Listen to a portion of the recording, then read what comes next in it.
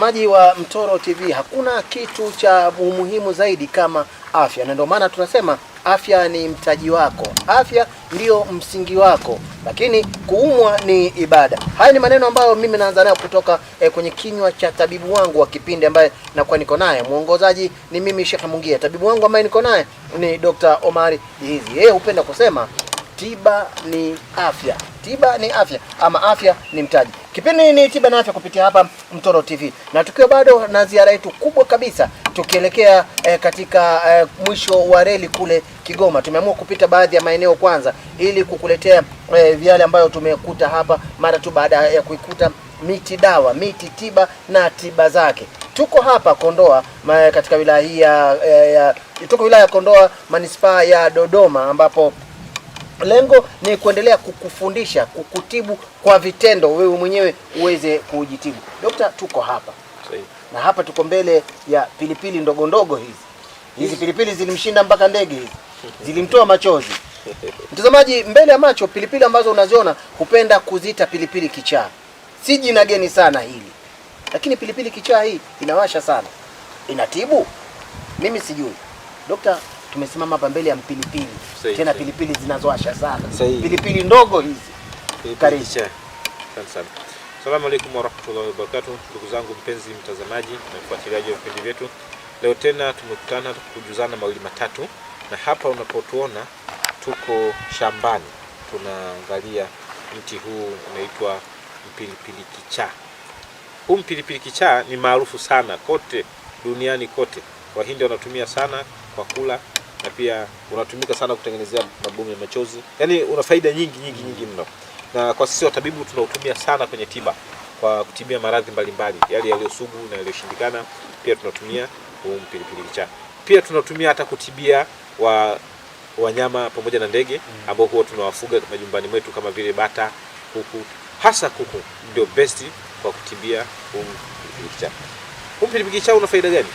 Huu mpilipili kichaa miongoni mwa faida zake ni kurudisha ubaya kwa aliyekufanyia ubaya.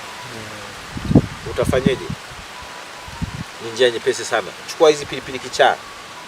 Ukishapata hizi pilipili kichaa, chukua na dawa moja inaitwa Halmar. Upate ile ya chenga, inakuwa bora zaidi. Alafu uchukue na kivumbasi. Kivumbasi maarufu. Uchukua kivumbasi, uchukue majani yake. Ukishachukua kivumbasi majani yake, chukua pia na chumvi ya mawe. Ukishachukua na chumvi ya mawe, unaweza kuweka na kijiko kimoja cha ngaka. Hivyo kama unaweza kusoma Qur'ani itakuwa bora zaidi. Kwa hiyo unatayarisha jiko lako, tayarisha jiko lako pale, unakuwa unasoma fakutu ya dabir alqaumi alladhina dhalamu walhamdulillahi rabbil mara 21 kwa ajili ya kurudisha ubaya kwa mtu aliyekufanya ubaya. Unafanya siku 3. Unafanya leo, unafanya kesho, unafanya kesho kutwa.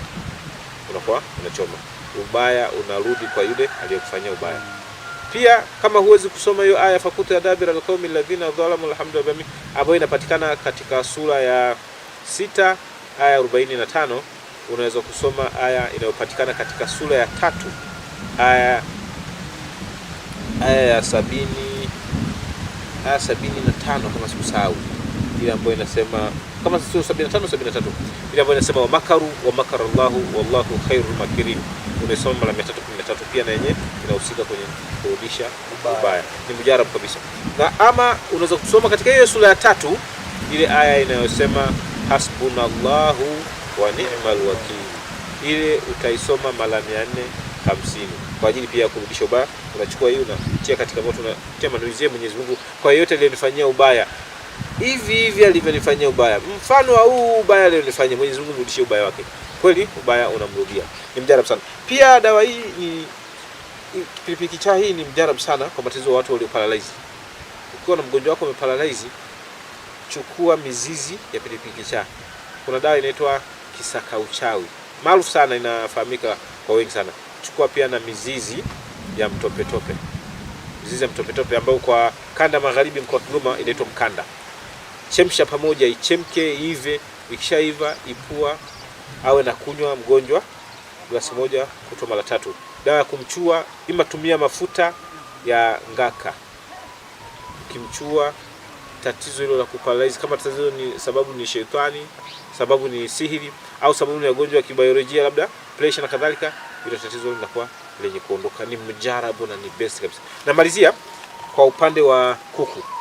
Kuku akiwa na tatizo lolote, iwe kideri, mdondo, asiwe na halisha, tatizo la aina yoyote la kuku, usipate tabu. Unawachukua wale kuku wako unawafungia kwenye banda lako usafi.